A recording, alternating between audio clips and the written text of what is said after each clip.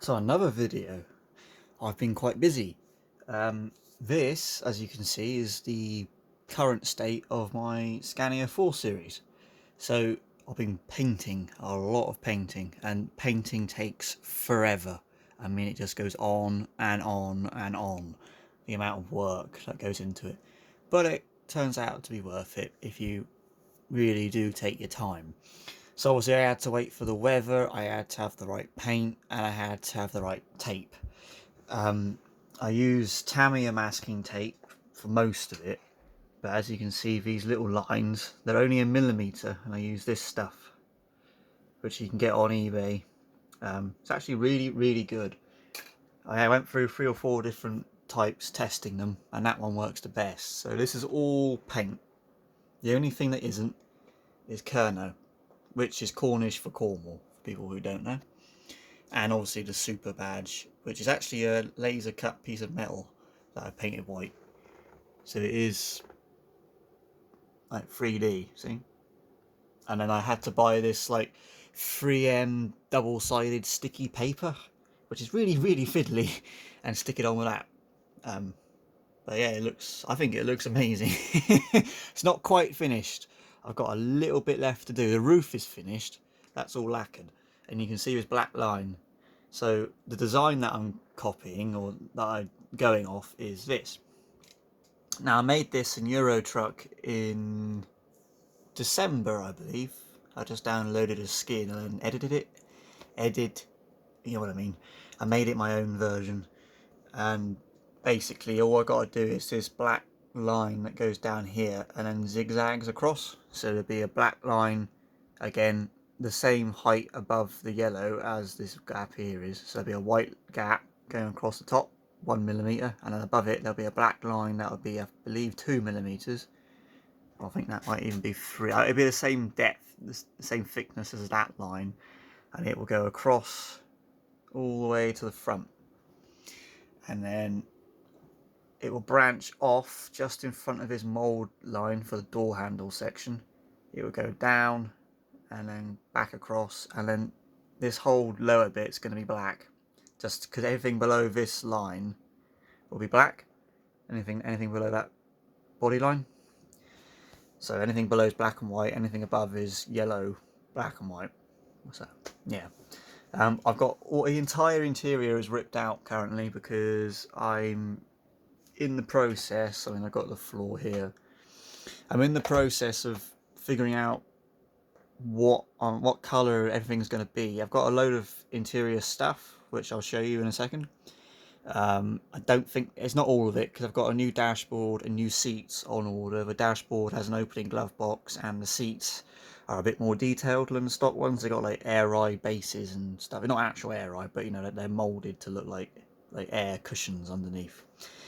But yeah, that's the progress so far. Everything up here is wired up. Painted all the horns and the spotlights and all that. The horns are black everywhere apart from the ends where they're white, and then the spotlights are black everywhere except the inside of the buckets, which are white. I've got my own decal being made to go up there, which obviously goes over the light box, and that's what the LED strip is for there, so that will illuminate. Michelin men are just going to be static orange. I was tempted to try and put like the band over his shoulders, but I haven't got the talent to do that. It's really fiddly, so I think they look alright as is. It kind of matches because they're plain white and the truck is black, white and yellow, so the fact that they are plain white on a black base with a yellow light matches the theme, you know.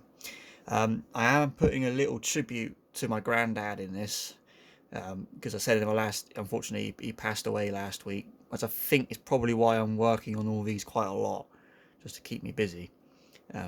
Plus he liked a good model, you know, so I think it's probably where I get it from. But I'm going to get a little registration plate made that will go in, because it's going to be a left-hand drive truck, so it will go on the left-hand side, and it's going to have his initials on it. So I've got that on order, because he actually used to plate. I'll show you it when it arrives, but the plate I'm having made is a real one that he had, and he used to use it on his wheelbarrow for a laugh at work. So it's just a nice memory. I think it will be a nice tribute to him. So yeah, that's going to be on order soon. As I say, I've got to do this black line.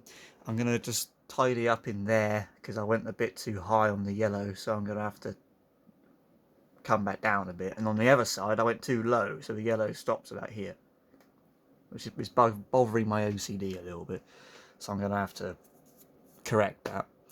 But as with any paint, this took so long. I think the masking alone took 3.5 hours. You know, it was nuts, absolutely nuts.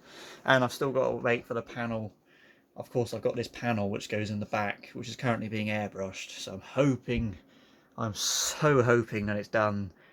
I messaged the artist the other day and he said it should be done. It should be, you know. So I'm really crossing my fingers. But plan is get the paint done, get the black bit sorted, and get that little thing in there sorted. And then also I'm going to do these inside the grill here. They're going to be black, the little veins, just to tidy it up a bit. So I need to paint all that, and then throw whatever interior I have in it. I'm not going to paint it, I'm not going to do anything, I'm not going to do any of the wiring, and then it's ready to go to the Nationals. If that panel arrives with the airbrushing on, it'll be a cherry on top. It really would be amazing. If not, it would be annoying, but yeah, good things come to those who wait, and I'll just be patient, and I'll just have to tell people that there will be a panel behind there covering up all the ugliness. That's why I didn't really make this look very nice, because you never see it. So yeah, I'll just show you what I've got for the interior, and yeah. So I got Cornish tartan curtains, a load of floor mats that are made for the Hercules floor, and a dash, and some infills, trim pieces for the doors that are made out of metal, and then you can get your hand in there. Black and yellow air fresheners, and these are like fabric pieces for the door, the door cards. So, and also I got these stitched pieces. I got brown with like a tan stitch, and then I got the reverse underneath. So I'm going to sort of mix and match and figure it all out. I've taken all the 3D printed stuff out, the lockers and the V8 board. I primed all that. I don't know what colour I'm going to do it. So yeah. So my plan really is to get the paint, as I say, get the paint sorted for the Nationals, throw whatever interior I have in it. It's not going to be finished. I haven't done any of the wiring. And then in the summer and the winter, that's where I'm really going to dig into the interior and the wiring. I think the rest of the summer I'm going to concentrate on the interior, get all the paint sorted, get all the fabrics in there, and figure out what's going where. I've also ordered little magnets to try and keep the door shut, because I don't like using the stock catch. It's a bit abrasive. I don't want it to keep chipping the paint away.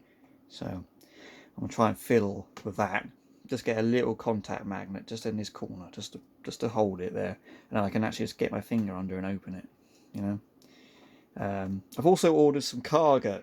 Guy on Facebook was selling a truck trailer and some cargo, and I messaged him and asked, can I just have the cargo, the pallets? And he went, yep. So I got 22 or 21 pallets, some straps, and a tarpaulin on the way. So they're going to go on the back, so I'm going to need a forklift soon. You know. Yeah, that's the plan. I think it looks really nice. I keep staring at it, it makes me smile. Yeah. Anyway, thank you for watching, and I will see you in the next one. Cheers.